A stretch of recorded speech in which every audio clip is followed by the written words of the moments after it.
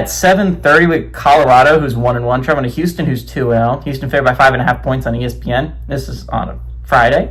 Caden Salter has gone 30 of 44, 261 yards, 1 touchdown, 0 interception, but he will not be starting. Instead, third string walk-on, I believe Jack Schaub is his name, will be starting for the Colorado Buffs this week against Houston.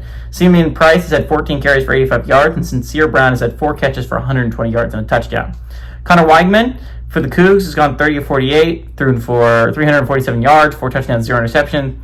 Dean Connors had 28 carries for 182 yards and 2 touchdowns, and Tanner Koziel has had 13 catches for 115 yards and a touchdown. Colorado's 1-0 all-time against Houston. They played in 1971. Colorado won 29-17 in the Blue Bonnet Bowl, a bowl that no longer exists.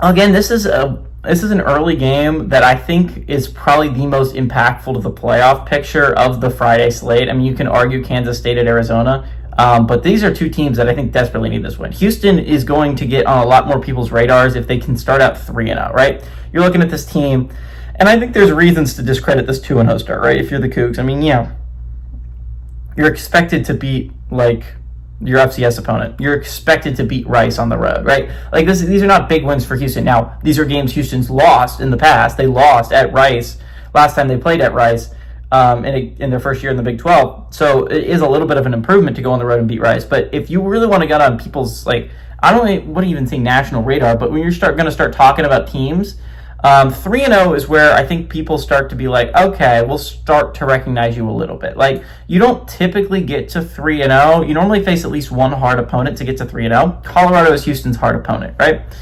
Colorado, on the other hand, desperately needs this one, right? If you're looking at Colorado, again, you only have one loss. It's not that bad. You're not in that bad of a situation, but you have quarterback uncertainty.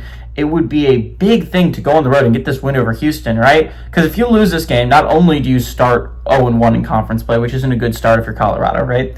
But also, you have, like, you're in a bad spot for Colorado. The only way you can make an at-large berth is if you make the conference championship and lose. And even then, it's not a guarantee that you're going to make the college football playoff. Houston's sitting in a good spot. I think Houston is playing really good football right now. Connor Weigman has looked good for the Cougs.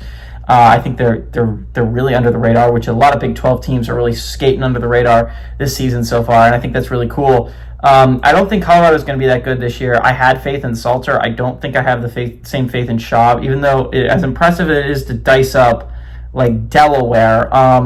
I'm going to go with, I think Houston's defense is a little bit tougher than that. I think Willie Fritz has actually built a solid team in his second year. I think this is a Houston team that, I don't know if I can go as far, I can compete for a Big 12 title, but I can go as far as I think they're going to give some really good football teams in the Big 12 some really hard fights this year. I think the Cougars are going to be good enough to do that. Give me the Cougs at home to win and cover.